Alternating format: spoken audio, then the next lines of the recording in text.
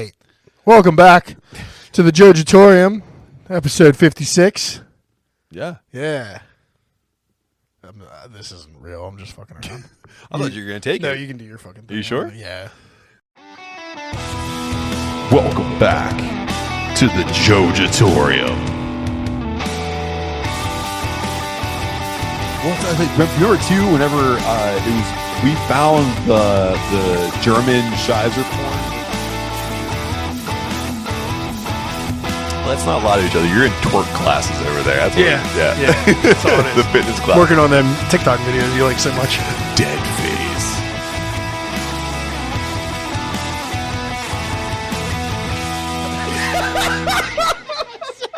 Got right in front of you.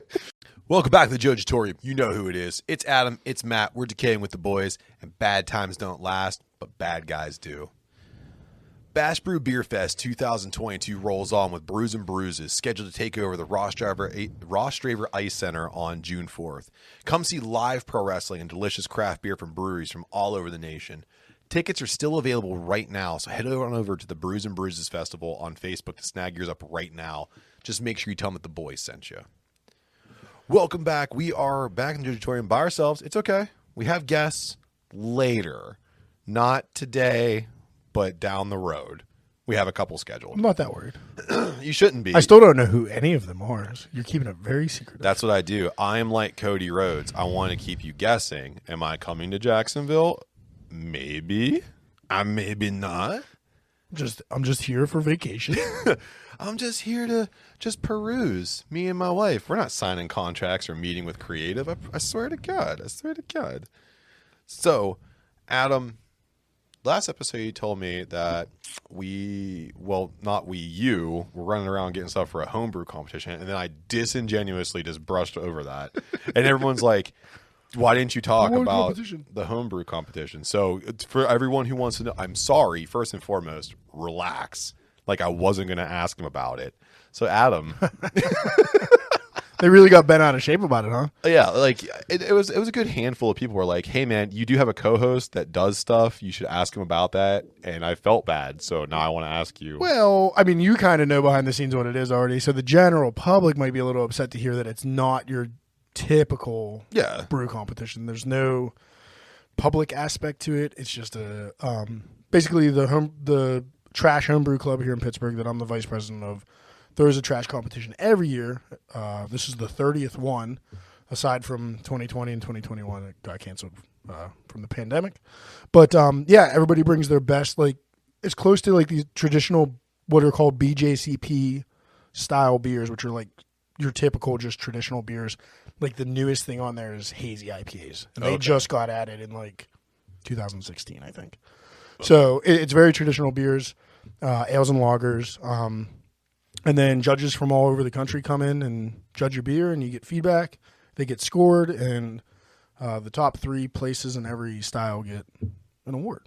Cool. And then you were running around like a madman collecting prizes. Collecting the prizes for the awards. Yeah, because you're the vice president. Ooh. Yeah. Which I really slacked off this week. I hope nobody's listening. I felt like crap in the middle of the week, and I mean, I was reaching out to people, but I did not do as much running around as I did last week just because I burnt myself out. Can I just tell you right now, the people who were mad at me were people in trash. Oh, they were mad. There you go. You should talk about trash. Yeah, talk about trash. Trash. But I mean, for anybody that is in homebrewing, Trash and Trube here in Allegheny County are great homebrew clubs. If you're in Westmoreland County, Waze is their contingent out there. And then if you're in Butler County, Bash is... Not Bash Brew, but Bash is. You should go there. Butler area serious homebrewers. Just take that one. Yeah. Oh, we're taking over. We're gonna invade. Yeah. I was like, are you the flagship of this thing? Like, yes, absolutely. Well, definitely get involved. Look for it coming up next year. It's already most of the places are taken already. There are people that back out last minute. So if you're really interested, just keep an eye on the trash competition website, and if there's an opening, you can sneak in. If not, look for us next year. It's always around mid-April. Okay. Sign-ups are usually January, February. So this is a dumb question. Maybe it's a dumb question. Do you have to be in trash to enter the competition? Okay, so you can just be a home brewer. There is a I don't know the fee because I didn't enter this year myself. But there's money. Yeah, you pay to enter your entries, your beer entries. Yeah. If you're not I think if you are or are not a member, and that just all goes to the club to put on the award ceremony and the event. I think it's worth it in general because you're getting professional feedback on your beers. Yes, you get professional feedback on everything you turn in. That's really by cool. multiple judges. Yeah. So it's very cool. Are you kind of sad you didn't enter this year then? Yeah, I knew I was going to be too busy, and actually, if one of those spaces does open up, I might sneak in an oatmeal stout, but it's not likely. I just didn't have time this year.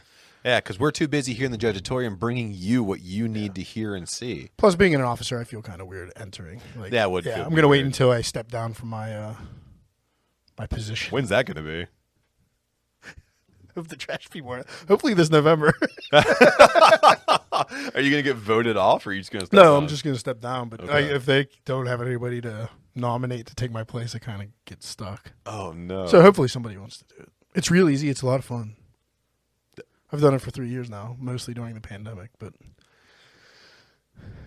probably not a lot to do during the pandemic, though, right? No. Yeah. I didn't do anything. Yeah.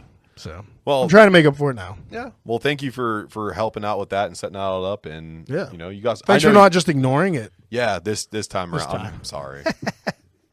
In addition, on a little local beer news, the podcast was invited out to check out Fermenta Brewing, a new brewery opening up in Ambridge. Ambridge. Thank you. The other A up that direction.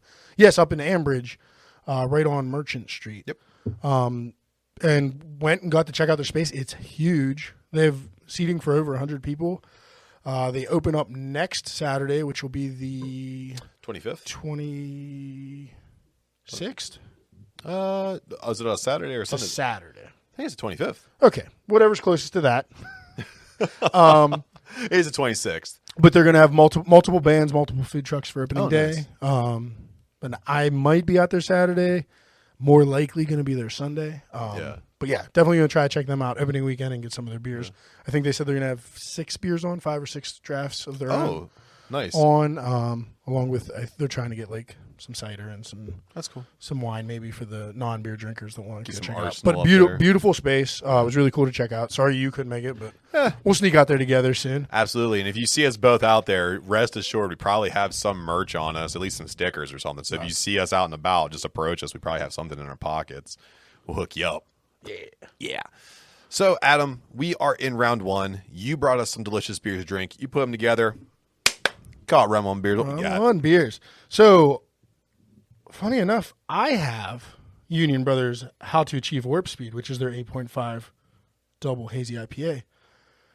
But it's your week for punishment. Yeah. So you don't get this round 1 beer. What? Hold 1 second. I thought he forgot that they can find Union Brothers. I thought that he forgot that I was supposed to be punished for last week. So, oh my God. What the fuck is that? Matt, you'll be drinking Smirnoff Ice pink lemonade. And they're only 12-ounce cans, so you might get thirsty. So here's a couple backups. Oh, shit. Really? Round 1 beers. Round one beer for you. What the fuck is... Delicious. Ice pink lemonade. Yeah. How much sugar is in this? Am I going to have... Enough. You said you were tired. Yeah, but I can't believe you remembered that I had to be punished. Yes. All right. Well, I did. I'm going to crack my first one. So if you want to talk about the actual good beer. Yeah. This is a great double hazy IPA. I've already had one, in full disclosure. And it is a double IPA by Union Brothers, dry hopped with Citra, Strata, and Nelson hops. Sounds really good. Yeah. And if you know what's going on with Union Brothers, I do search them out on all social media. It's Union Brothers Brewing. They are on most social media, I believe Facebook, Instagram, and Twitter. Ooh, smell that. I don't know. I can't because all I have is Smirnoff pink lemonade in my nose, and I don't want to affect it because I'm trying to get the aroma and really try to enjoy this thing. You want to know the best part? What? This is my last one, too. So is it really? Yeah, you don't even get to try it. No. Good God. Do better. I already apologize for how terrible I am at predicting scripted combat. So why don't you go ahead and talk about your first sip, and I'm going to try to slam one of these things down now so I can get it out of the way. It's got a nice golden hazy straw color to it. Very bitter. Very danky, just where I like it. That Strata is real dank on it. And then the Nelson definitely comes through too. That's good. Very nice and bitter. The malt really comes through on this. Yeah. Yeah? It's, yeah. Not the sugar. It probably tastes like Kool-Aid, right? No, Kool-Aid tastes way better than this. Oh my God, this is so good. So the problem with Smirnoff has always been, despite the fact that they always boast these natural flavors on the can, it always tastes like someone just took like. Do they really? Yeah, it says premium malt beverage with natural flavors and certified colors. That's a tricky way of saying they have like red dye number 45, the one that makes you poop a lot. That's in here or whatever. Red number 7 or whatever. Yeah, one of them. It's the one that's in the sugar-free gummy bears that everyone. Shits their pants over. Yep, literally. Oh my God. Well, you know what, sir? Kudos to you. Kudos to you for a good punishment and remembering. So you're welcome. I appreciate you. Welcome. You weren't wondering why there wasn't a beer can for you? Well, we always split. Sometimes we split. Yeah. Especially when it's an 8.5. I'm going to be real fun in the second half. Slogging down an 8.5 here. Yeah, well, me too. Well, got 4 of these fucking things. And again, Union Brothers Brewing. We might see them in the round 2 beers as well. Little spoiler alert. But they're from Harmony, PA. So go check them out. Got a great kitchen. And they got great draft beer. And I don't want to break your heart. You will. You will be fully participating in round 2 beers. I can't. Thank you. And you'll like the round 2 beer even better than this. It's more your style. Okay. Well, I can appreciate that. Thank you. You still give me some leeway, at least a little bit here. Yes. So I can appreciate that. Go get some beer from Union Brothers. Sours, IPAs, great stouts, and great Krispies now too. Yeah. Are hitting the menu more and more every time I go up there. And then their burgers are killer. If you like burgers, they also have wings. You know, your typical bar fare. Some great sandwiches. You do a smash burger? Is it a smash burger up there? Yeah. That's what I would call it. And it's like spare rib and chuck, and it's a good blend. Delicious. Yeah. I think I would cheat on my no red meat diet. You would totally would. It's totally worth it. They got me back into burgers, and I'm getting bulky now. I don't need to get bulky. I already am bulky. So I'm gonna put my nice pint glass behind me. I did drink a bash brew before I started this, so at least I had one good beer before I started. Yeah, I was kind of disappointed you did that, but I couldn't share my hand. I know. Yeah, of course you can have a beer while we set up. Smart. So we are going to get into some combat sports here. So from Buckle to Bell to Bellator and back, the boys bring you the best wrestling biz in the news. So we have to start off with the legend Scott Hall. He passed away. He's arguably one of the most influential wrestlers of the Attitude Era. He passed away after complications arose during hip surgery. So according to reports, if you haven't been following this at all, Scott Hall received a full hip replacement, and during the surgery, he suffered upwards of 3 heart attacks, to which he couldn't recover from. He was placed on life support, where Kevin Nash was... he didn't have to do this, but he was kind of given the play-by-play on social media of Scott Hall's health as it was degrading. He tweeted that Hall would remain on life support until his family was in place. And then on Monday evening, Sean Waltman, lovingly known as X-Pac, who's currently going to wrestle in GCW, tweeted cryptically, "He's gone." Scott Hall, a legend in his own right, the bad guy, lovingly named the bad guy. He solidified himself as a premier talent as Razor Ramon in the WWF, where he had classic matches with Shawn Michaels, the 1-2-3 Kid, Goldust, and countless Hall of Fame talents.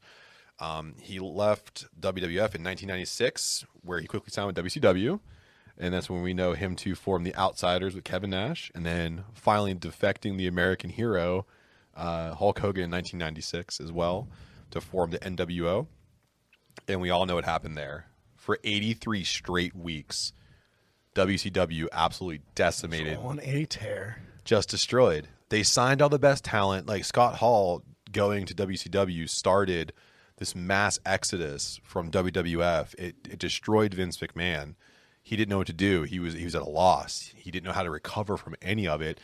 And for a while there, just the 3 of those guys just ran over the Monday Night Wars. They fed into the Thursday Night Wars. They were taking over. It was the best. It was because they were on at the same time. It sparked what's known as the Monday Night Wars. So you could literally click up and down the dial and try to watch everything happening at the same time. Great time to be a wrestling fan. Definitely solidified me being a fan in my teenage years.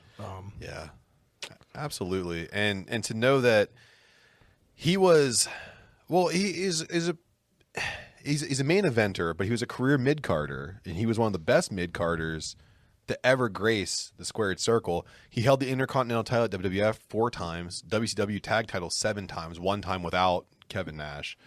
He held the WCW US heavyweight title 1 time and the WCW World Television title 1 time.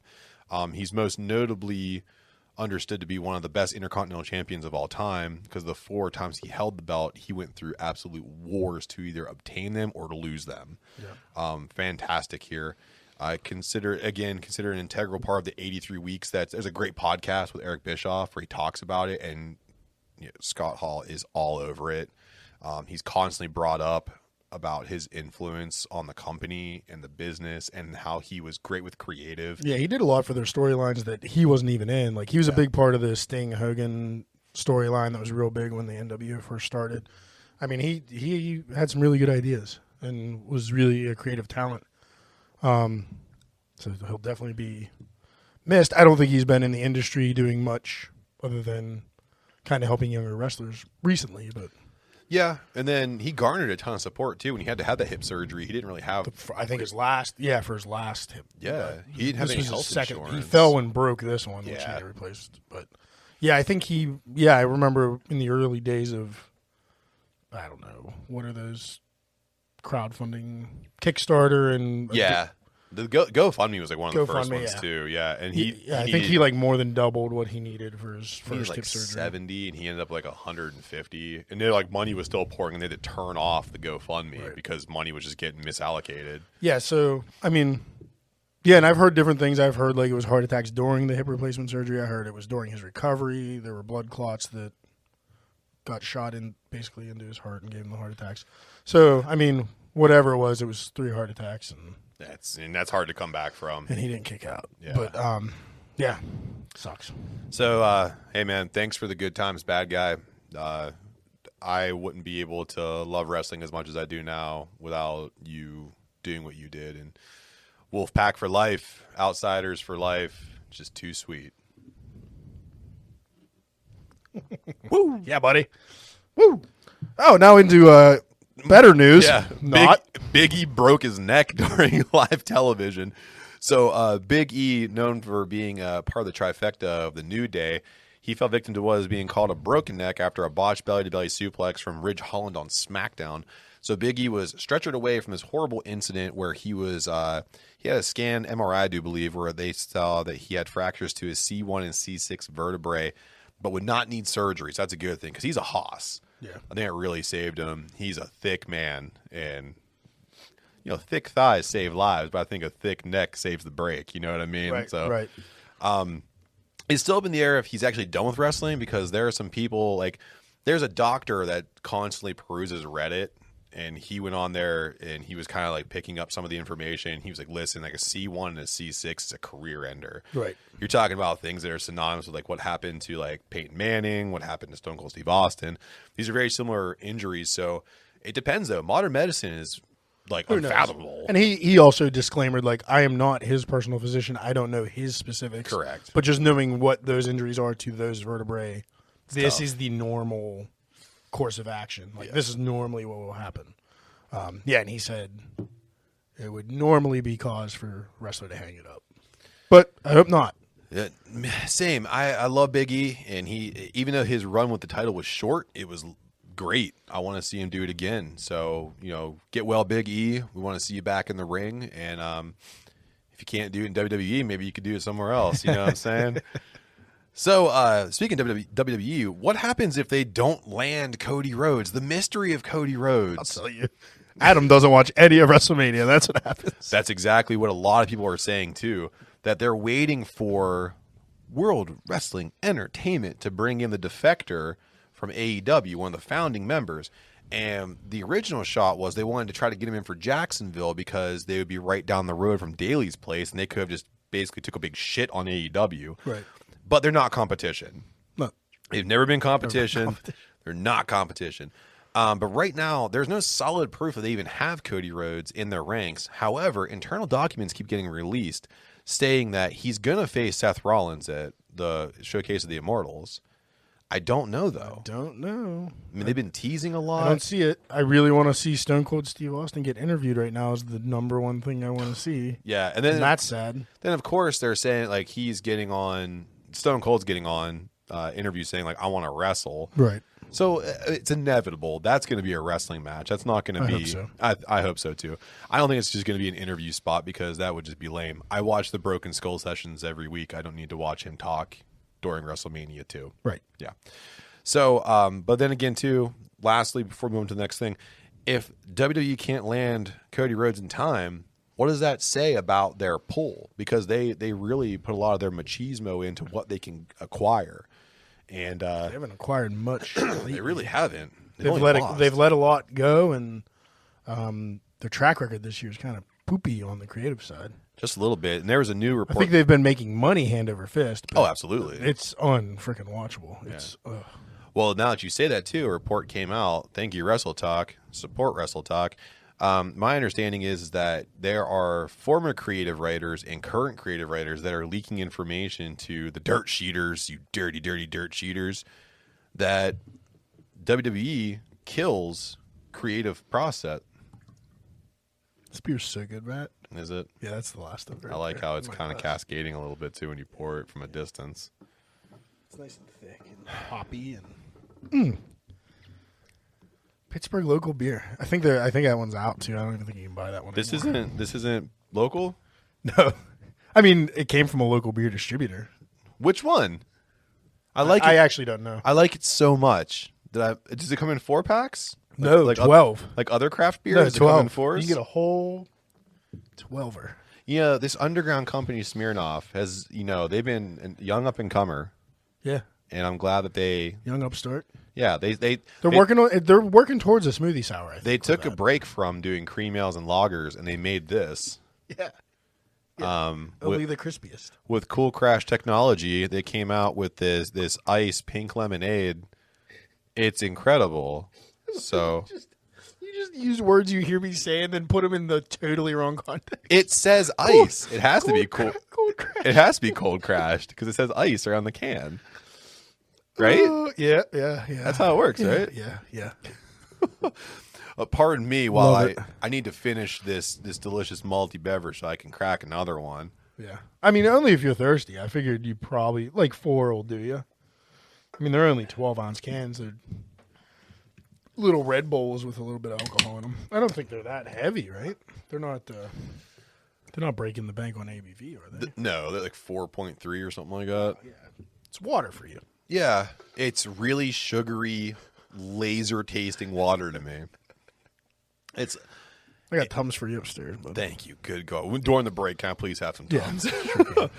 So speaking of needing Tums, the UFC fighters just must be stomach sick at all times because the UFC just returned massive quarter earnings for the last quarter they were just in. They're talking about historic earnings despite the fact that they've put out maybe one good card every roughly 4 bouts. Yeah, like once a quarter-ish. You're seeing a pretty stacked card. Yeah. Like that. 3 a year. That's fair. Yeah, that Covington Masvidal card just wasn't electric. It was good. Yeah, I don't know what it did sales-wise, but it wasn't as hot as they tried. I mean, there was no belt. There was nothing there. No bad motherfucker belt. They used to be friends, though. Oh, no. They shared a studio apartment. They slept on the same couch. Yeah. They played footsie. So did we. Yeah. And we have a podcast, and they had a fight. So, fuck you guys.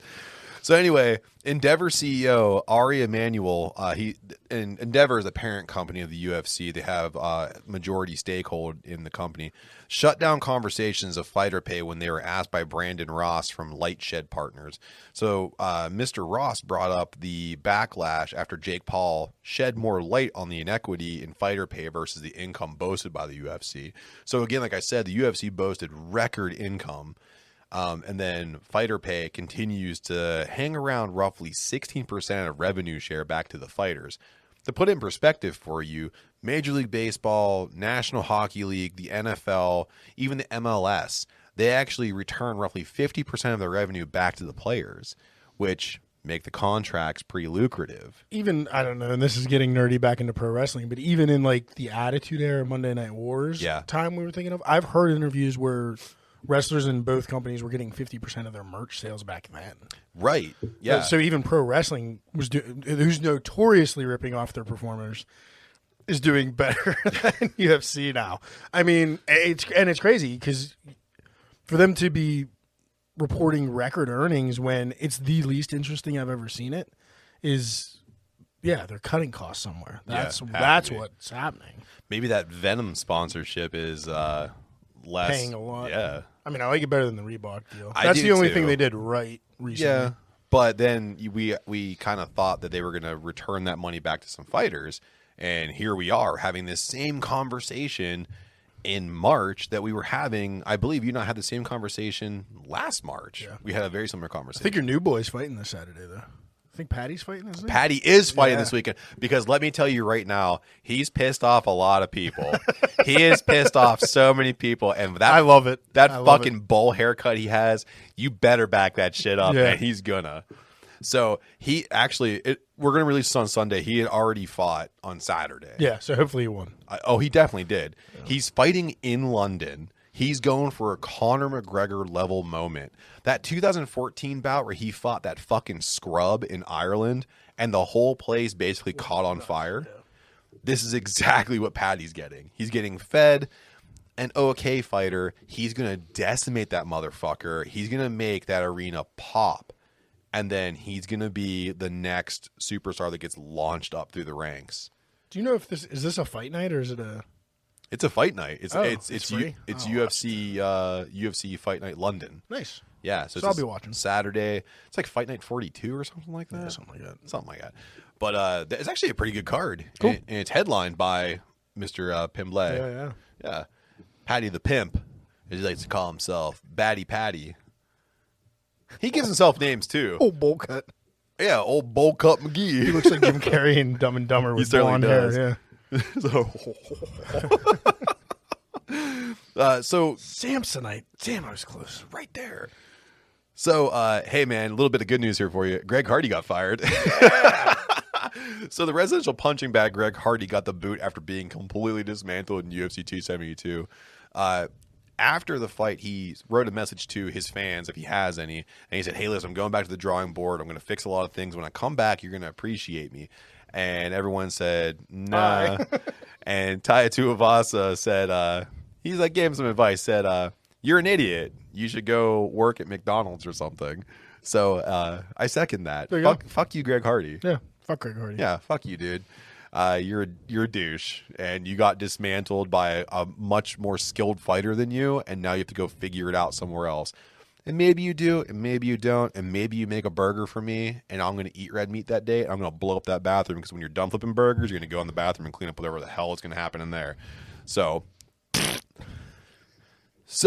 you like him a lot, huh? Oh, dude, I'm so over that guy. Just like some of the statements I've read about, he's a piece of trash.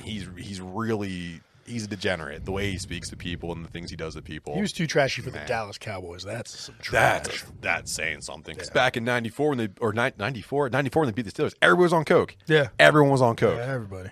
Look at you, Mike Harvey. I loved him so much. I did too. He's still good. Oh yeah, he still looks like a boss. Absolutely, his suits are tight. So Adam, real quick, just to ask you this question. Yeah. Do you think WrestleMania needs 2 nights? No. I don't even think they could fill half of a pay-per-view right now. No. They have maybe a solid 2 hours. That's what I was thinking too. I miss where WrestleMania was the only 4-hour pay-per-view, and all the other ones were roughly 2 Which and then, before they split the 2 nights, it was up to 7 hours by the end there. Yeah, but then there's always all these filler matches that no one really needed. But and here's the thing I understand. First and foremost, I know WrestleMania has to have a celebrity match to get buy-in from casual fans and shit.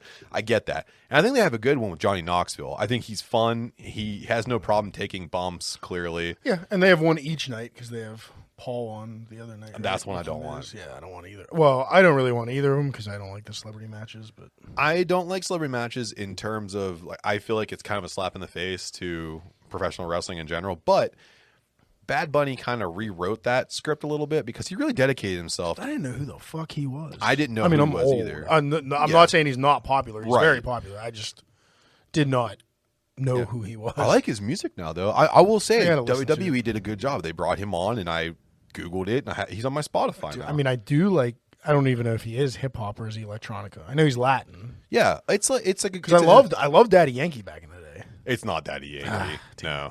This is it's electronica and hip hop kind of comes together. It's cool. I'll check it out. I'll check it out after the podcast with you. When the kids say it slaps, slaps. You're so fucking old. You gave me a Smirnoff Ice Pink Lemonade. You're slapping. It slaps. You're slapping. Yeah, but there's definitely no need for WrestleMania to be more than one night. So it makes it less. It already dilutes it and makes it less special, even if it was good. Like, it just looks like more of a carny fucking sideshow. And they keep using the words. This is going to be the most stupendous. Yeah, there's nothing stupendous about it. It's just stupid. Yeah, exactly. So I went through the trouble, Adam, of highlighting all the matches that are so far confirmed here. Saint. I heard they're adding at least 7 more. Yep. Yeah. So neither night is filled completely. Oh, so they already have them set to nights? Yeah, it's definitely 2 nights, and some of these matches are already kind of. Well, I just didn't know if like some of them are confirmed night 1, some are confirmed night 2. Okay. So on night 1 right now, there's the Charlotte Flair, Ronda Rousey, Becky Lynch, Bianca Belair, the Mysterios versus The Miz and Logan Paul, McIntyre versus Corbin, and the Usos versus Shinsuke Nakamura and Rick Boogs. I instantly have a problem when you have your 2 biggest women's matches on the same night. Correct. That seems. Why weird. are they not showcased on? That seems weird. Unless you just showcasing the ladies that night, and then the men are on. I didn't look ahead, so I don't know what's on night 2. But I'll tell you. Maybe both men's titles are on night 2. Though. Well, they do put the Triple Threat Tag Team Women's match on the second night with Zelina Carmella taking on Banks, Naomi, and Ripley and Morgan. Yay! That's what Sasha Banks is doing now. Yeah. Yeah, she's really high up in Creative's profile there. There is another women's match here: Pat McAfee and Austin Theory. That's a good one. Did you say women's match? Yeah. I like Pat McAfee. I don't. I can't stand Austin Theory though. I don't like either of them. I think he's being misused there. Yeah. Well, that's the thing though. They pushed. Austin Theory got a push, and then he got so far, and they were like, hey, man, I think we're doing too much with a young star that could actually be really good around here. We better knock him down a peg. Let's feed him to Pat McAfee with Daddy Vince McMahon on the outside of the ring now. I hope Vince gets involved. He's supposed to. I hope he blows an ACL. He's already been written in to be some kind of major factor in this. So okay, there's 2 things I want to see now. So in the first night, I don't see anything really that I want to get rid of, aside from the Miz and Logan Paul having a team up against the Mysterios. Yeah, that's the worst thing they have confirmed right now. Yeah, that's. I could also do without Drew McIntyre and Happy Corbin. No, well, here's the thing though. I think Baron Corbin's actually a really good in-ring performer. I think it's good. I do too. And in full disclosure, I haven't seen him wrestle a match in like a year. Very solid. Yeah, very solid. He was good back in the day. I liked him in NXT. Oh yeah, dude. Baron Corbin NXT is leagues ahead of where he is on the main roster. But the good thing about him, he's a safe, consistent wrestler. He's going against Drew McIntyre, who's a pretty safe, consistent, strong wrestler. So this could be a good shoot match. I mean, if they kind of get down to some brass tacks, it could be pretty good. Clocks. Likes a lot of clocks. He's got clocks all tattooed on everywhere. Yeah. That's all. I have a clock. I have a clock tattoo as well. I'll clock. He has like 16. I think he has 16 clocks and 2 hourglasses. He's got to know what time it is. So I hope they all say 3:16. They all do. Actually, I looked at them all in slow motion on my television. 3:16. So if we look at the second night, like I said, there's Lesnar and Reigns going on for the winner take all unification match. Then the women's triple threat tag team match. Johnny Knoxville taking on Sami Zayn, Pat McAfee taking on Austin Theory, and Edge versus AJ Styles. Oh, yeah. That's the match I want to see. I do want to see it too, but Edge looks freaking rough. I never thought I'd say this about Edge. He's got to cut that hair. It's like it's all frizzy and nuts looking. He's supposed to look that way though. He looks like he's like going for like the stage performance of Lion King or something. It's crazy. Well, if you remember, his cheeks are so sunken in. He looks like almost like Red Skull. Like you can literally see like His cheekbones are like, so sunken in. It's tough. Yeah. But I think he looks like he's been on Skid Row for like the last 2 months. Well, I think the reason for that is he's like vegan now or something. I know he has a very clean diet. I'm not sure of the specifics. But, he's shredded. He's got like a 12. Yeah, especially for being like damn near 50. Yeah, like 65 years old or something like that. He's got Curry turned 80. Double ARP card. Oh man. I mean that's the only thing I'm looking forward to in night 2 right now. I mean, let's see what Johnny Knoxville can do. I don't care about Lesnar and Reigns. Don't give a shit. I heard they're unifying the belts. Possibly that might be a good idea. I don't know. Yeah, I'm not huge into it, but there's also another match that's kind of hanging in the wings here. It's RK Bro taking on someone to be determined. No. Yeah. I know the original plan was to break them up and have them face each other. I'd be more into that. I would like that too, but Randy Orton finally, as a legend killer, a very tenured wrestler, he finally has some creative control, and he told everybody in the back, like, hey, I like being with Riddle.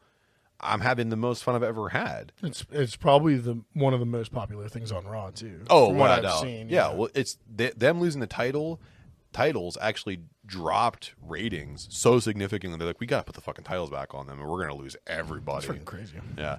So if you could take one match out of both these nights so far, the ones that I've seen that are confirmed, which one would you take and just fucking throw out? Mysterios versus Miz and Logan Paul on night 1. And I'm not sexist. I'm not trying to have anybody say they're having the worst day at their job ever. But the tag 3-way women's match in the second night can go. I have a thing to say about that. I just want it to be a triple threat. Can I just have Zelina versus Ripley versus Banks? That sounds great. Yeah. That sounds really good. For who gives a shit? Clout. I don't give a shit. Yeah. You don't need a belt. What I would do here is in the first night, I would definitely break up this whole Usos versus Nakamura and Boogs. I don't need that.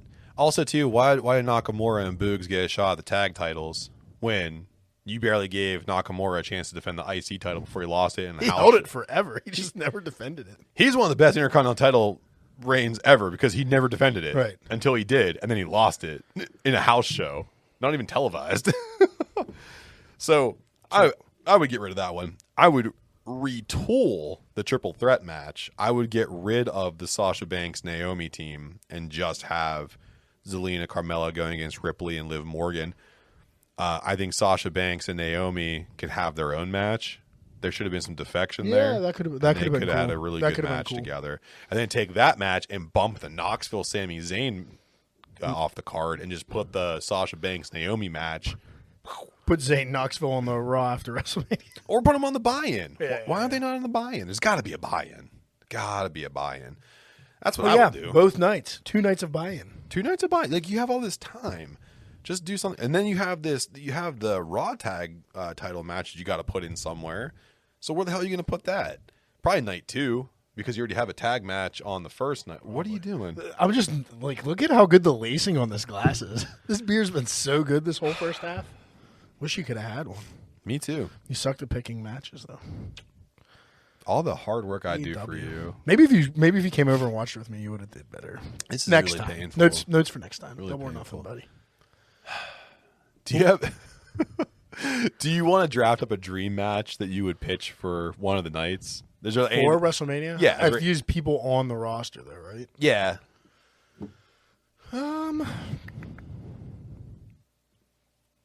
Shit, I don't. It's a tough one because they're using a lot of the roster that I like to see already. Yeah. I can tell you which one I want to see off the rip. Go for it. I want to see Alexa Bliss take on Sasha Banks. That's what I wanted to see. I wanted to see her make a comeback, and I think that Sasha Banks is being used completely wrong right now. She's a singles competitor. The only time I want to see her tagging up with anybody is with Bayley because when they're heels together, they're one of the best heels. Tag team heel teams, whatever how you want to say that in the business. Right. Just the way that they feed off of each other. They basically write their own scripts when they're hanging out with each other. So I would want to see that. I would go with Kevin Owens and oh no, I just forgot who I was going to say. Stone Cold. Oh no, he just came up. No, he just came up to the main roster. Butch. Oh yeah, Butch. Why did they change everybody's name? I feel so bad for him, man. And they cut his hair. That sweet haircut. Yeah. He showed up with the cap on, and I was like, oh, I hope he has his hair tucked up under that. Nope. Oh, shit. Butch versus anybody. Yeah. Really. Like Pete Dune. Yeah. I'd like to see Pete go like Ricochet, Kevin Owens, Sami Zayn. That would be good. Yeah. Ricochet? Because he's not even on right now. And he's going to be. He's holding the IC title right now. But there's no plans Ireland's favorite Intercontinental Champion, by the way. Is it really? Yeah, Rick O'Shea. Yeah. So we're going to go into a break. That was actually really good. We're going to go into a break. We got some sponsors in here. So when you support our sponsors, you support us. And when you support us, bringing some pretty cool stuff, like having a whole 12-pack of these wonderful Smirnoff ices that I'm going to kill during the break. That didn't even come out of show money. That came out of my pocket. I wanted you to enjoy this so much. I got to reimburse him with the show money. And I can't get show money without your support. Go to our Redbubble. Subscribe to our YouTube. Check out our sponsors. Support us. Subscribe to us. Share us. Tell everybody that you love us. You can lie to them. That's cool, too. We don't give a shit. But one thing we won't lie about is that we'll see you on the other side.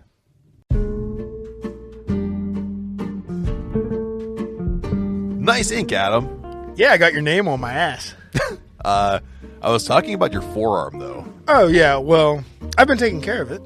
Yeah, it looks great, man. What are you using? I'm using Lucky 13's Tattoo Cleanser and Healing Ointment. This ointment is incredibly fresh and invigorating. It effectively removes all surface oils and dirt while not dehydrating your new tattoo. Dude, I actually got some of Lucky 13's Tattoo Balm.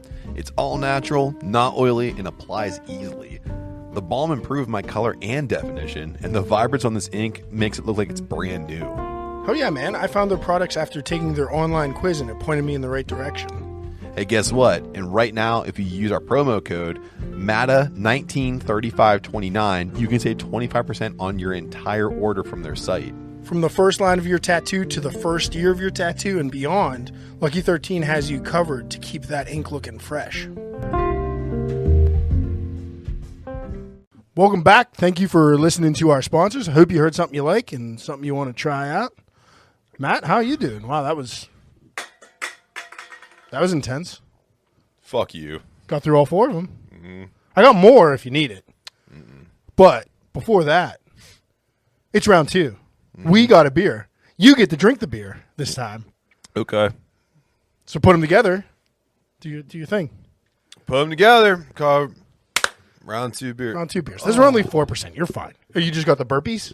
It's like I drank fire. Oh, money shot. Money shot. That's beautiful. I left it on the table too long. Oh, gosh. Well, if you can't tell by the way this thing looks, we are going to be drinking a smoothie sour, and this is also from Union Brothers. Well, Adam pours his out, and then we'll switch off, and I'll take mine, and then you can talk about it a little more. I opened it like an asshole. Yeah, so this is the one of the latest from the sauce series from Union Brothers, and this one is a blueberry pomegranate sauce. So sauce takes their base sour, which is an awesome recipe on its own, and then this one was conditioned on blueberries and pomegranate. Pretty straightforward. Coming in at 5.5 ABV, so ABV. Yeah. I mean, whew, I'll tell you what, that double IPA in the first half. Shut up. Shut up. And to know that there's no more of it, to know that you drank. Yeah, but you got this wonderful fruited sour from Union Brothers. It is really good. Again, up in Harmony, PA, go get some food, go get some great beers. Absolutely. And tell them the boys sent you because we love Union Brothers. Did you take a sip? I did. I did take a sip. And what I like about this is that much like the sours, and I've said this before on multiple occasions, where I like sours that aren't too sharp, and this one isn't. This is nice and rounded. You get the flavor profile that comes through pretty well. The smell on it is really good. The color is beautiful as well. You really get it. I think the cranberry of it, pomegranate, I'm sorry, is very, very predominant, which is good. I like pomegranate more than I like blueberry. I do too. I think the blueberry comes through really well in the color, and then the pomegranate in the flavor, which I appreciate because I'm not a big blueberry and beer fan either. Neither am I. Except for as much as it's a commercial as it can be, is that bumbleberry from Fat Tits. I hate that one. Really? Yeah, just because of the blueberry. I think it's a great beer. It's a greatly brewed beer. Just not a blueberry guy. The blueberry is very faint in this one. The pomegranate really helps. Yeah. I'd say that Bumbleberry is the only one where I remember, like, if it's predominantly ahead of everything else, it's the one I like the most. So, while we sip on this, Adam, I threw it out to social media for a SmackDown. This one was super easy. I kind of knew where this one was going to be going here. So, I asked our listeners, with the weather getting warmer, today it was 72 degrees. Yeah. It was beautiful. Yeah, recording on Friday. Yeah. Peek behind the curtain. Happy Sunday. We're on Friday. Welcome to the future. I'm pretty sure Sunday's going to be Back shitty. to the future?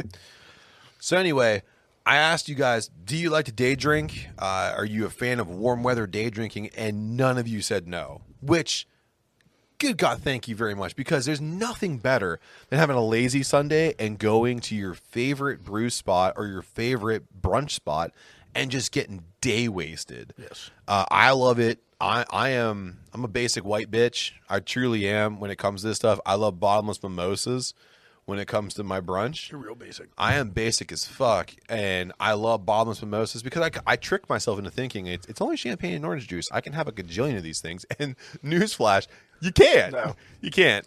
No. Chicken and waffles also doesn't go very well with champagne. No, not really. It fights back. Yeah. Yeah. So I got to ask you, Adam, do you have a day go-to drink or a spot or anything? Not for a spot, Grist House, especially because they're big outdoor space, very nice to hang in. Yeah. Hitchhiker's new outdoor space is pretty cool.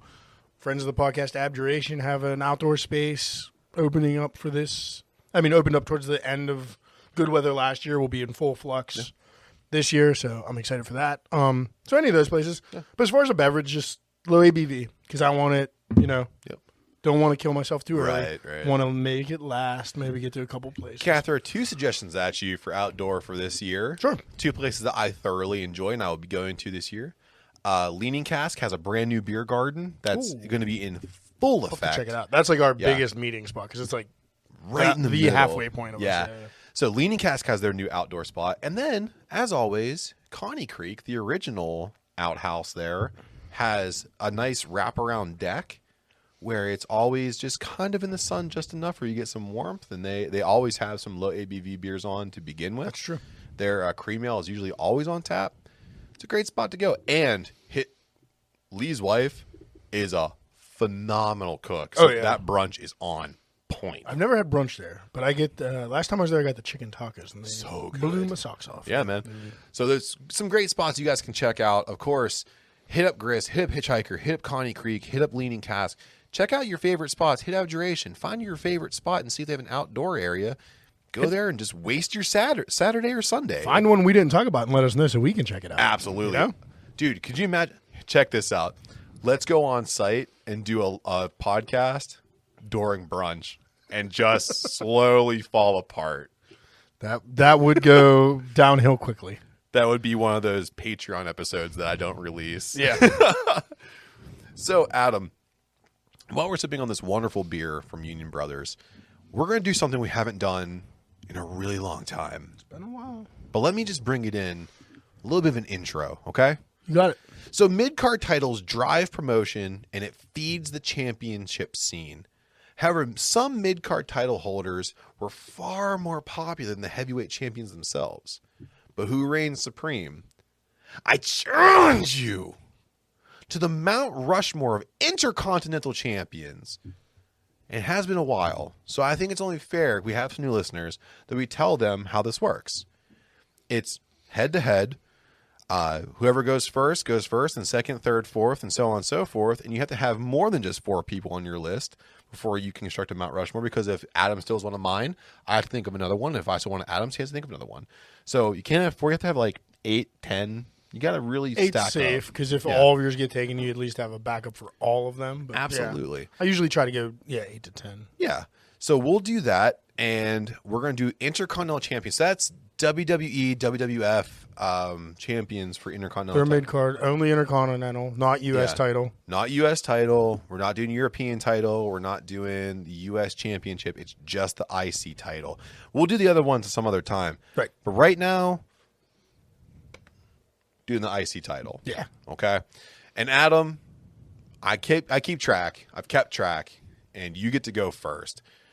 So Adam, with the showdown for the Intercontinental Championships, Who's your first round draft pick? Easy one. Peek behind the curtain. We're doing it because of this man. And thank you for letting me go first. It's always a pleasure. Never a chore.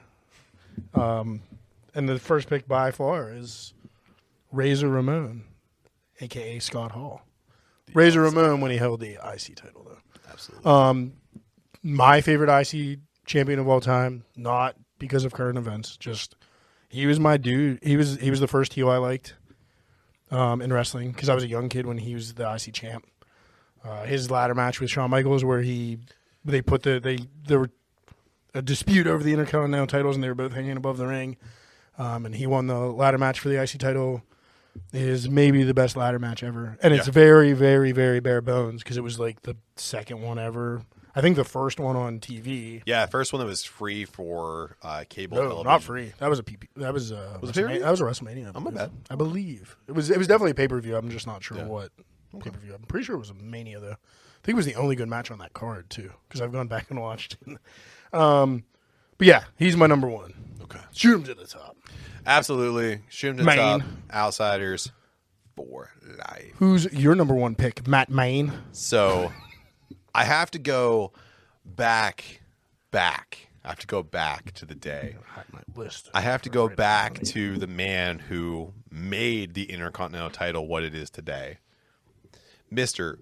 Pat Patterson. Didn't even make it what it is today, just made it. He made the IC title. So Pat Patterson unified the WWF North American Championship with the South American Championship in Rio de Janeiro in 1979. So the IC title wasn't even in existence. In a real match. Yes, in a real match.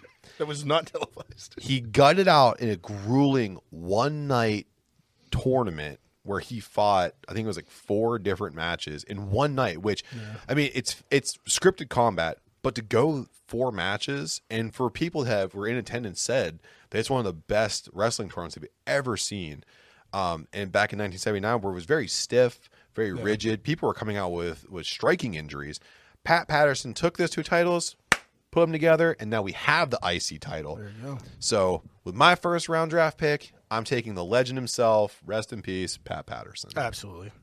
He went banana, as he used to say. Yes. And I don't remember everybody he fought that night, but I remember being reported one was Ted DiBiase. Yep. And one was Johnny Rodz, I believe, was the finals. He was Taz's trainer. Yep. So absolutely. Little secret there. There you go. And a big guy in the Mid-Atlantic. Yes. As far as training people. Johnny Rodz trained a bunch of people around this area. So. His name is stamped on so many legends that we see to this day. So, So for my second choice, you're going to see a little bit of a theme here, a little bit of a time period that's coming through a lot. Okay. I don't know. There might be better like reigns with the title, but as far as just a wrestler I fucking loved, that held it, I got to go with Mr. Perfect Kurt Hennig. Oh, absolutely. That's my number 2 choice. Yeah. So Kurt Hennig was one of the best heels in the game, and when he held the IC title, he held it with a bravado that was unmatched by any IC champion. No one could handle the heel heat that Hennig brought to the ring, and was just like a shooter's shooter. He was just a wrestler's wrestler. He had legit credentials, much like a Kurt Angle, much like a lot of guys back then. But he was a super legit mat wrestler, but then also had a great personality and great character that just propelled that. His IC title matches and every feud he was in up the card, you know? Absolutely. And both my picks so far, and I don't know if it'll keep going this way, but both of them never held the world title. Like both of those guys maybe held tag titles, maybe held titles in other organizations, but never had the WWE world title. Well, don't worry, because my second round draft pick is going to break that idea because I'm going with the Ayatollah of rock and roll, Le Champion, the influencer, the man who created his own appreciation society, Chris Jericho, because he's held the title more than anyone else 9 times. And in those 9 times, he had classic wins. His 4th title win against Chris Benoit in the 2001 Royal Rumble ladder match, which is heralded as one of the best ladder matches of all time. His loss to RVD to end his 6th reign on Raw in 2003 is known as one of the best TV matches of all time. His 7th championship win to break Jeff Jarrett's title total. And last but not least, beating Rey Mysterio to win his 9th title in a no-holds-barred match is known as one of the best matches that Rey Mysterio has ever had in his career. Watch that one. I mean, I'm sure I saw it when it happened. I just don't remember that one. It's a phenomenal match. Let's check it out. And Chris Jericho, I mean, if you're watching wrestling now, who he is now isn't a shell of who he used to be. But back when he was in WWF and WWE, he had another level, another gear that he went into for heels because of all the supreme talent that was around him. His feud with The Rock is extraordinary. And at one point, the IC title was the focus of his feud with The Rock. With The Rock. Yeah. So Chris Jericho carried the title more than any other person right now. And he's done it with a bravado that's unmatched other than Kurt Hennig.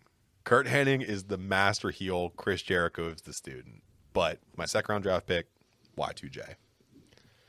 Boy, we're going to keep the heel train rolling with my third pick. I'm surprised you haven't taken any of mine yet. I mean, Jericho was on my list, but not in my top 4. And Patterson, I know he started it, but I never saw any of his matches. So, wasn't on my list either. But another great heel of the game that was taken from us far too soon. Got to go with the Blackheart, Owen Hart. Yep. Oh, man. Owen Hart, that tragic loss from professional wrestling when he was trying to reinvent himself, as most wrestlers do. They try to be a superhero at some point. Yeah.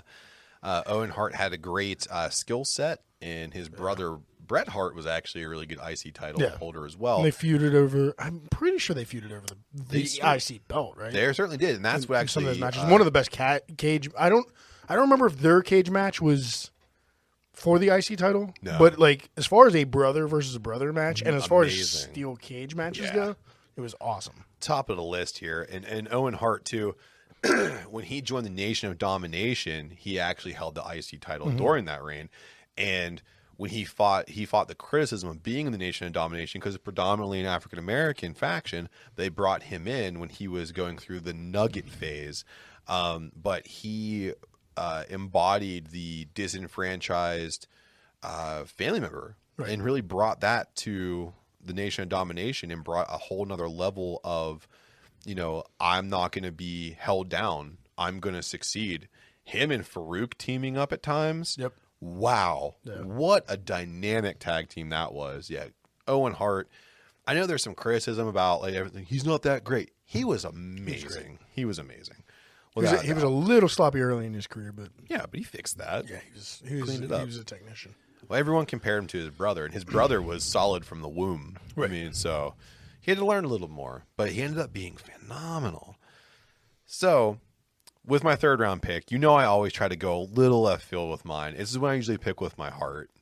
So, and this is where you're going to start taking a big old shit on me. I don't know, because I got a weird one that I might use for my number 4, so you might be stealing it. So, back in the Attitude Era, there were lots of characters, and there was one character that I love to this day. He's actually still active in wrestling. Okay, it's not mine. Okay.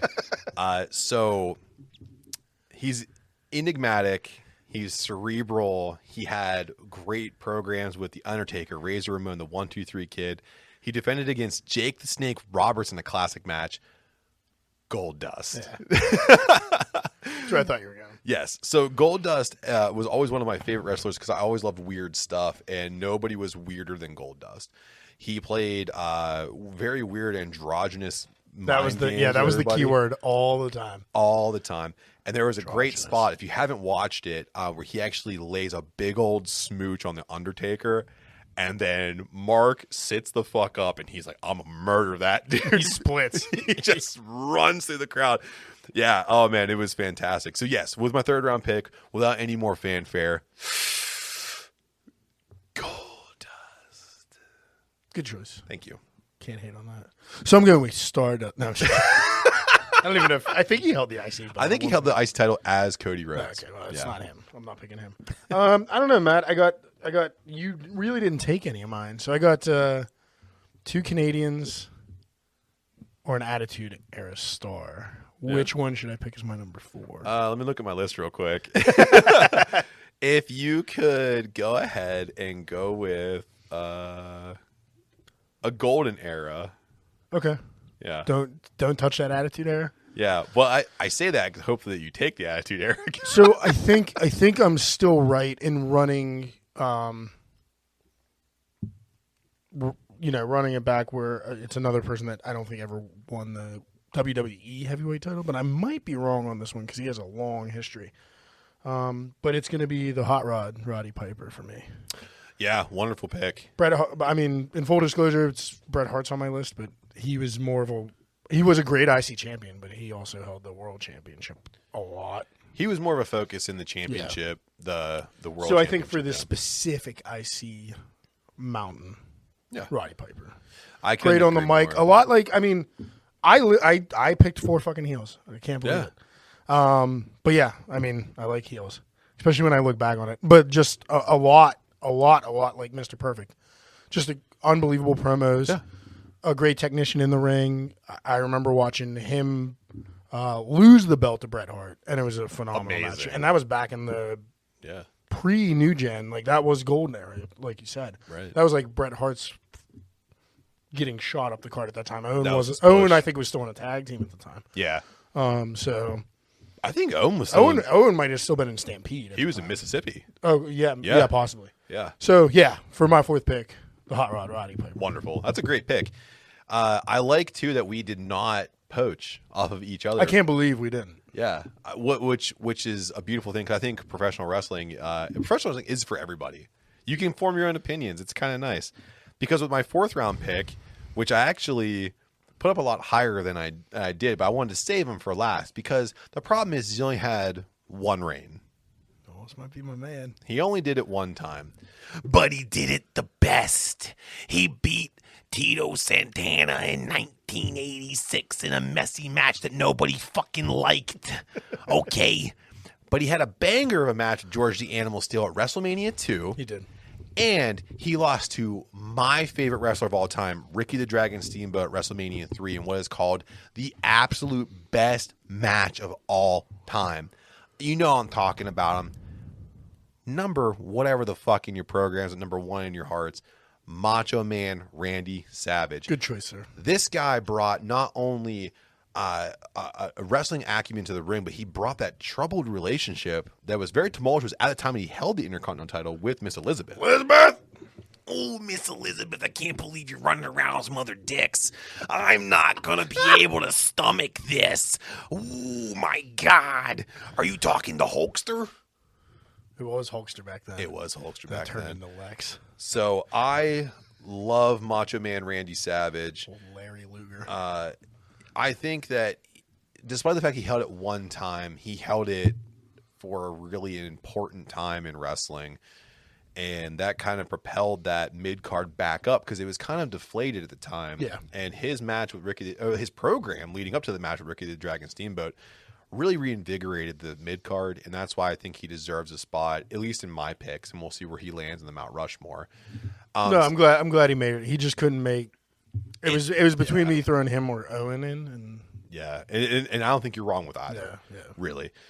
So Adam, I think we can both agree that in the Mount Rushmore, it's just my list, and let's roll on to questions from the internet. Nope. Ah, shit. I'm gonna agree wholeheartedly that Razor Ramon, Scott Hall needs to be number 1. Cool with that. Yeah. Here's my number 1. So, yeah. So I think it's only fair.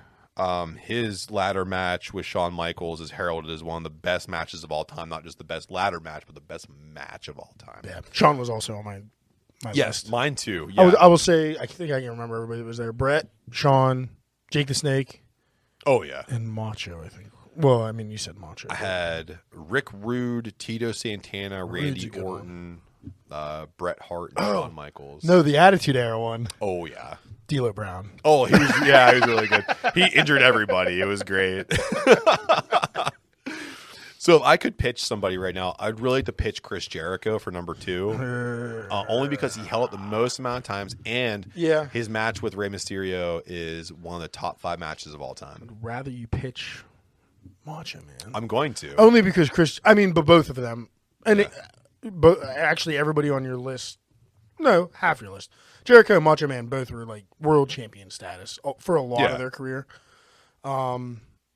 But I'll let Jericho on just because he's had it 9 fucking times. 9 times. And so he spent a lot of time there, and he elevated the title in a time where it wasn't really sought after. Yeah. And half of his matches on defenses have been heralded as some of the best matches in history. I remember the Benoit match. Oh, the Benoit match was amazing. Yeah, that was the ladder match, right? Yep. Yeah. Sick. All right, what do you got, man?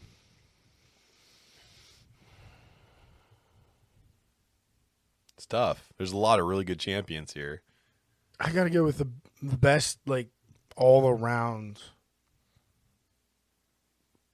wrestler, like, just embodied a pro wrestler on my list, and it's Kurt Hennig.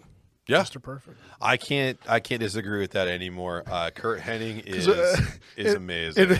In full disclosure, Roddy Piper had some promos that would not fly too well today. No. Some things they didn't fly super well back then. No, he caught heat. But Hennig was just a good, cocky, fucking piece of shit heel. Yep. That you love to hate. Absolutely. Much akin to MJF nowadays. So, yeah. And to round it out, I believe that the Macho Man deserves a spot on the Mount Rushmore because of the complicated history. Right below Owen Hart. I don't know, man. I think that Macho Man's reign with the IC title was more memorable than Owen Hart's. I don't think so. Remember, Owen turned on Bret Hart and literally said, "Bret, I just kicked your leg out of your leg." It didn't make any sense. Right. And he kept just repeating he was the Black Heart. That's why I love it. You know what? That's a strong argument. No, I'm definitely giving it to you in the Macho Man. Like you said, to this day, his match with Steamboat where he lost the belt is heralded as one of the best matches of WrestleMania. Absolutely. Yeah. And they did that on the third try. And we're at, 36 or something this year. Yeah. Nobody. 38. Yeah. 38. Nobody's come close. I mean, some people sniffed it, but nobody says, no, it's definitely this instead. Yeah. Like, you got some newbies trying to say it's Undertaker, Shawn Michaels. It was good. I would put that at number 2. Yeah, but nothing beats Macho Man Ricky Steamboat. Especially your boy Steamboat. Yeah. So if you want to know the Mount Rushmore of IC titles, according to the boys, it's Razor Ramon, a.k.a. Scott Hall, Chris Y2J Jericho. There you go. You got it. You got it all. I had too many Smirnoff Ices. The Ayatollah of rock and roller. Kurt Hennig, Mr. Perfect. And the Macho Man, Randy Savage. Check out their matches. They're all over YouTube. You can really check everything out, and it's worth a watch, especially if you like pro wrestling and you haven't seen these matches where they either won their IC title or lost their IC title. These are amazing wrestlers, and they have great matches that you can go back and watch for free on YouTube. I can only encourage it so much. So, Adam, moving on to a segment that's become very fun for us. Androgynous. It's a lot. A very androgynous section of our show. Absolutely. So this is questions from the internet. So I go ahead and I look online and I try to find some things I think are interesting that we can pick apart. Some people send us some questions. So one of these questions is actually one from our listeners. The other couple are from the internet. Thank you, Twitter, Indie Podcast Twitter. You guys feed us a lot of cool stuff to talk about here. So Adam, I have to ask you, what's a weird movie you've seen and enjoyed? So, funny enough, I mean, I've talked about some of my favorite weird movies on here already. Like probably the most basic is Texas Chainsaw Massacre 2. But I've also talked about Basket Case and Faust with the puddle of boobs and butts. So, actually, from the same director as Faust, he made a little movie called Society. Oh, that's so good. Which I'm not going to say anything about the plot other than it's great body horror, and just go watch it if you're in for a silly time. It's not horrifying, maybe a little bit of gross out depending on your tolerance for that. I don't think it's that gross. I just think it's a fucking wacky ass movie. When I saw a weird movie, I was like, that's the wackiest fucking shit I've ever seen. That is definitely the wackiest movie I've ever seen. And he also directed, I just pulled up his credentials. He did Bride of Reanimator. Oh, okay. I don't know if he didn't do original Reanimator, I don't think. But he did Bride of Reanimator and Beyond Reanimator. I don't know what that was. That might have been a behind-the-scenes thing? Or that's a sequel? Mm-hmm. Okay. Yeah, it's completely campy and gory, and it's beautiful. And he did The Dentist. I remember The Dentist. The Dentist is really good, too. So, yeah, this guy does some weird shit. Nice. And, so from the director of Faust. Love it. I think he did Society first and then did Faust, but whatever. Go check it out. So And go check out Faust. Yeah, and Basket Case. Puddle of boobs and butts. It's fucking hilarious, and you'll know exactly what we're talking about when this scene pops up. Oh yeah. There's no other scene like it. A weird movie that I've seen and I've enjoyed. It's called The Special. Basically, a dude fucks a box for 90 minutes. You told me to watch this and I did. Wow. Yeah, it's a weird. Talk about, so a guy goes to a whorehouse. If I can say that. Is that disingenuous to sex workers? Brothel. Sorry. He goes to a house for sex workers. I'm sorry. America's oldest profession. It is. And his buddy, who's like this, is the staple of like 1990s, like I do cocaine and run stocks. He's like, you got to go here and get the special. The special is quite literally a wooden box with a hole that you can put your penis inside of. And I don't want to spoil too much, but it gets crazy. It gets nuts. And I've actually had a moment to DM the director, and he's very nice. Oh, cool. Yeah, he's very cool. He's very nice to us. I'm trying to entice him to come on and talk about the special a little bit, which is kind of like my teaser for you. That'll be weird. Hey, what's up, buddy? Come talk about a dick in a box with me, okay? So, Adam, what is your favorite horror decade? This is the easiest question you have ever launched my way. I didn't even have to think about it. Immediately, off the rip, the decade I was born in, the 1980s. It's the quintessential decade for horror. Yeah. Probably not, and I'm only laughing because it was probably the sleaziest horror. Absolutely. And the campiest, and a lot of comedy and a lot of real bad shit too. Yep. But that doesn't mean it's not good. Like, that doesn't mean it's not good, not something you want to watch. Bye, mouse. It was yes. But just Fuck that mouse in general. Stephen Carpenter's The Thing. Oh yeah. The Friday the 13th franchise got started there. Nightmare on Elm Street got started there.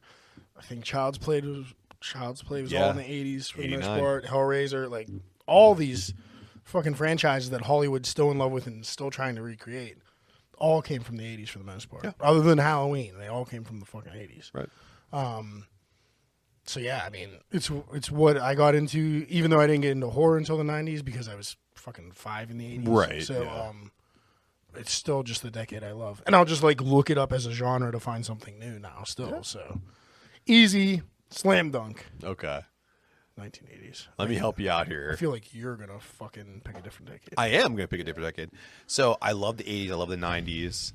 But the not like the 90s. Era of time where I rediscovered my love for horror because people started getting really crazy because back in the 70s, 80s, and 90s, you had to go through at least a major studio to have even the most campy, like offshoot horror movie.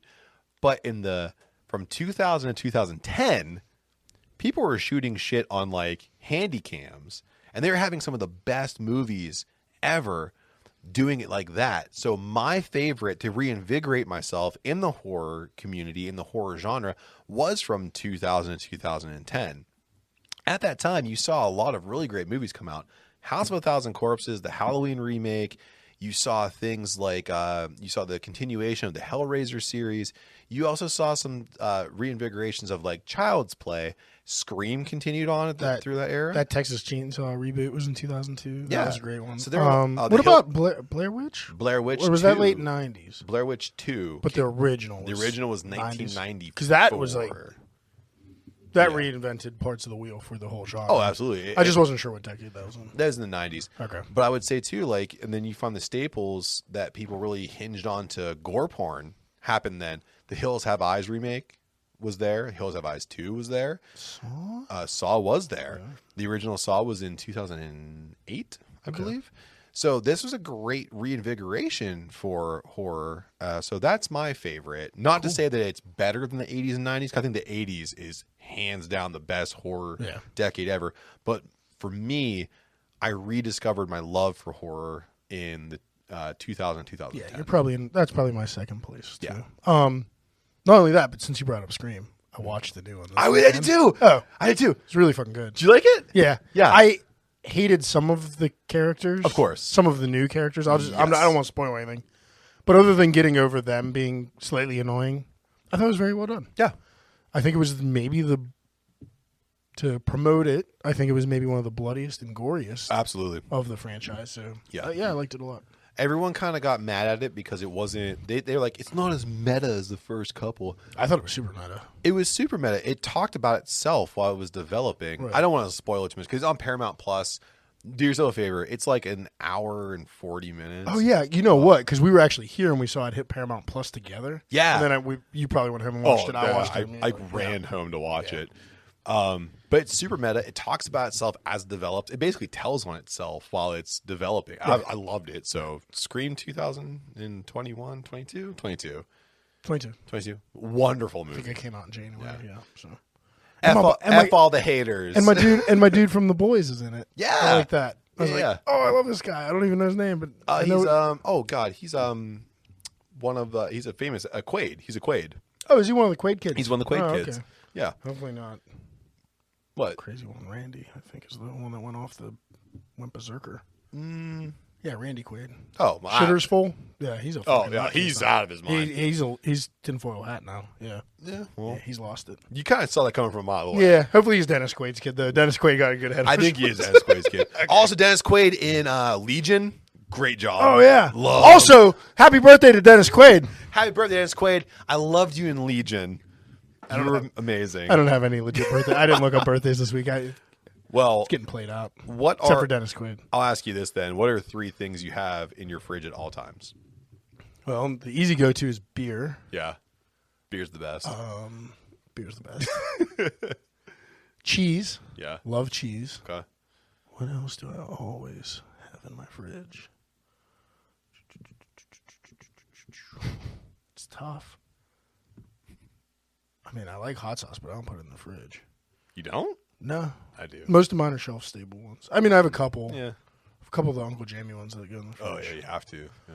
Well, all the vegetable components. I guess a mustard. I always have a spicy brown mustard on hand. Nice. I knew it was a condiment because, I could say meat, but I eat through that. That's too quick. In there. Yeah. Doesn't even make it to the fridge. Yeah, so beer, cheese, mustard. Nice. I would say oat milk for me. I always have some kind of oat milk in the because Papa can't eat red meat. I also can't have whole milk, so the Smirnoffs are gonna send you sideways by the time you get home. It's already rumbling down in my tum tum. I would say too. I have Cholula Chipotle sauce, hot sauce in my fridge at all times. I have the big bottles. I love the smokiness of that. It's so good. That's a very smoky one. Yeah, I really love it. And then I would say I always have some kind of poultry, turkey or chicken in my fridge, whether it be like whole slice or like I like the crock pot, like a whole chicken, and then pick off of it through the week, make sandwiches and stuff. So if you come to my house, you can definitely have hot sauce on chicken and some oat milk if you feel so inclined. What a combination. Wash it down with a big old glass of oat milk. Yeah. And if you want to ask us some questions, by all means, just hit us up in our DMs. We're at DWTB on all social media. And also, too, we have DecayingWTB@gmail.com. So, Adam, what's on tap and where can you find us? Where can you find us? I'm starting to learn these. Yeah. Yeah. You better learn for next week. So, we don't have much on tap right now. Crushed by the Fist of God still sitting in there just because I can't drink it during school nights. 11.5%. No one can drink that shit during school nights. So that's our 11.5% smoked Imperial Stout. So come take it off my hands, please. Because still have, roughly half a keg in there of that. Our Hair of the Hog Red Ale that we brewed up for St. Patty's Day is still on. There's only about a half a keg of that left as well.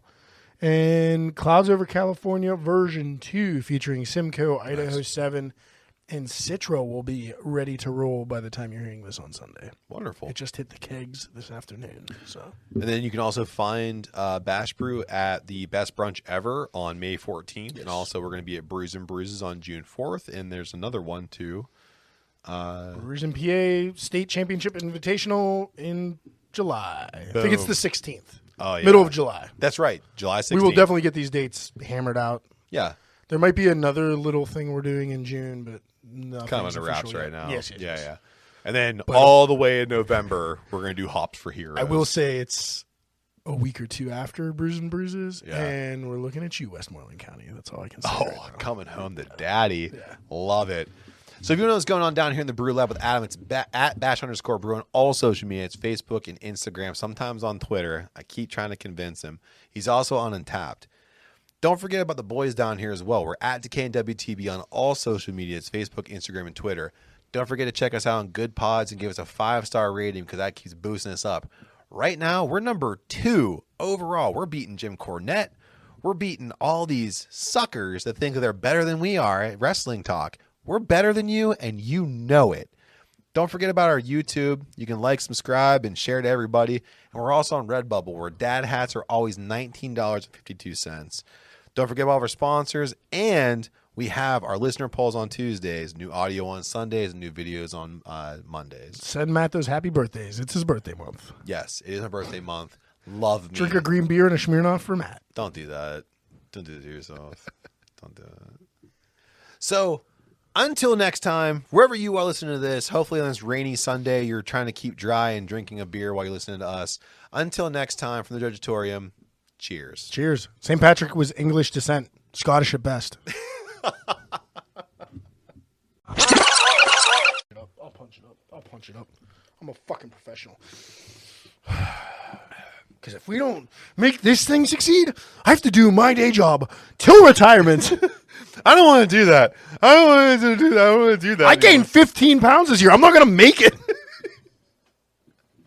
Dude, I went to the doctor yesterday. The doctor was like, please stop.